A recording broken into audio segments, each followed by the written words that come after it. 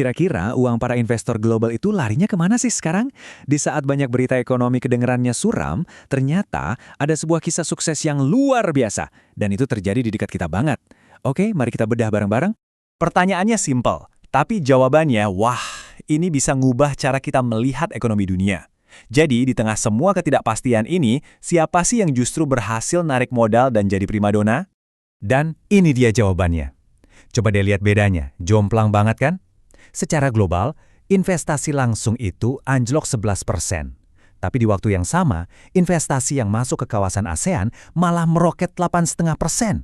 Ini bukan cuma angka loh, ini sinyal kuat kalau pusat gravitasi ekonomi dunia itu lagi geser ke arah kita, ke Asia Tenggara. Seberapa besar sih lonjakannya? Ya segini, 226 miliar dolar Amerika. Itu jumlah penanaman modal asing yang mengalir deras ke negara-negara ASEAN, dan ini jadi rekor baru.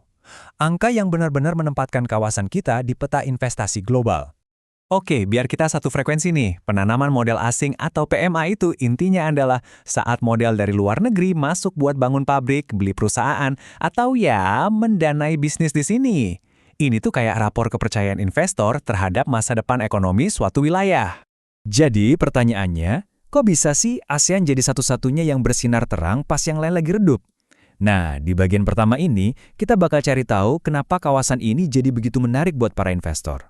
Jelas dong, duit 226 miliar dolar itu nggak disebar gitu aja.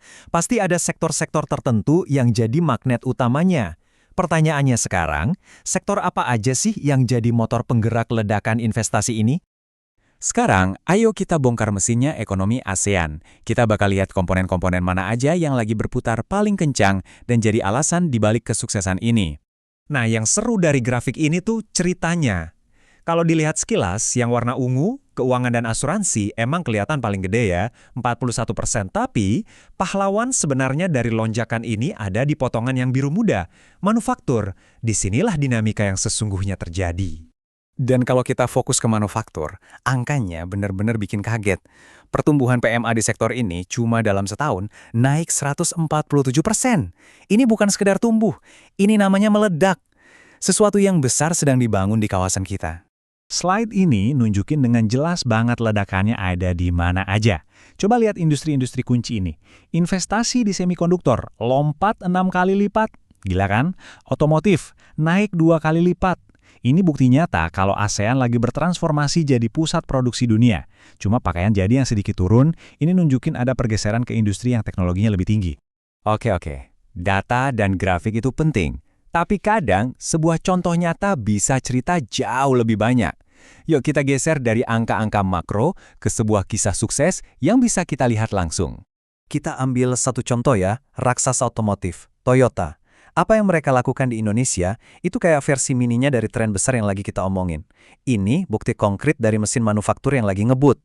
Coba perhatiin deh kecepatannya di sini. Buat mencapai 1 juta ekspor pertama, butuh 31 tahun.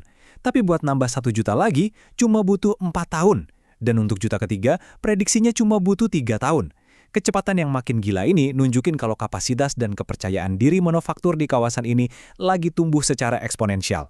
Nah ini dia poin kuncinya. Pernyataan dari Presiden Toyota ini ngegasin kalau investasi yang masuk itu bukan cuma buat ngerakit mobil.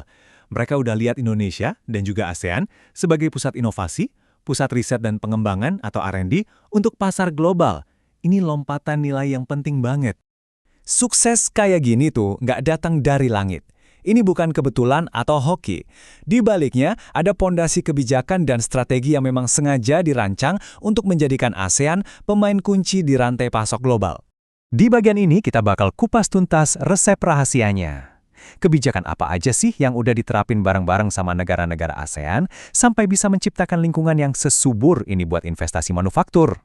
Biar ngerti strateginya, kita harus paham dulu konsep rantai nilai global atau GVCS. Gampangnya gini, di dunia modern, sebuah mobil atau ponsel itu nggak dibikin di satu negara. Komponennya bisa dari banyak negara, dirakit di negara lain terus dijual ke seluruh dunia. Nah, ASEAN secara sadar memposisikan diri jadi mata rantai yang nggak tergantikan dalam proses ini. Dan ini dia cetak birunya yang bisa kita ringkas jadi 4 pilar. 1. Efisiensi, bikin barang gerak lebih cepat dan lebih murah. 2. Ketahanan, mastiin rantai pasok nggak gampang putus kalau ada krisis. 3. Keberlanjutan, semua prosesnya harus ramah lingkungan. Dan 4.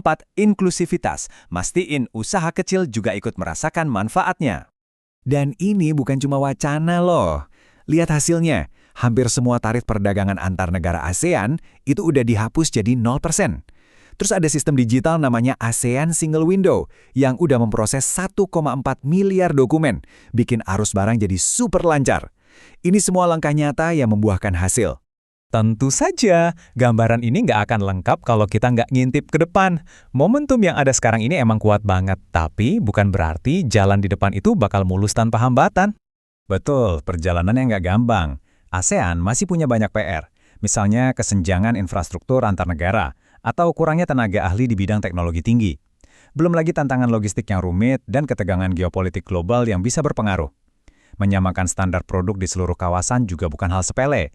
Ini semua rintangan nyata yang harus dilewati. Tapi, ini yang paling penting buat kita ingat.